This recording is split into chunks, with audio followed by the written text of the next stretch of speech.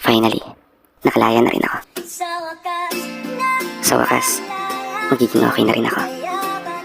At tuluyan nang nagkaroon ng kasagutan yung mga paulit-ulit na tanong na bakit nga ba kailangan kong makulong sa sitwasyon na hindi ko naman talaga deserve.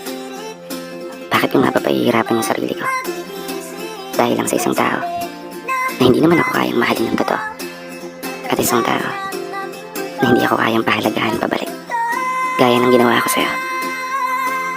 Hindi na ako mapupuyat sa gabi. Hindi na tutulo ang mga luha sa mata sa bawat umaga na hindi mapakali kung bakit mo nga ba nagawang may santabi yung mga pangarap, yung mga pangako na tayo hanggang huli. Pero okay na yun. Ang importante sa ngayon, masaya na ako, malaya na ako, at tanggap ko na wala ka na.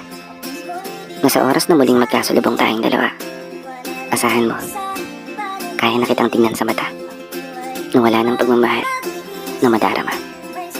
At higit sa lahat, hindi na kita lilingunin pa. Malaya ka na, malaya na rin ako, at hindi na ako babalik sa'yo.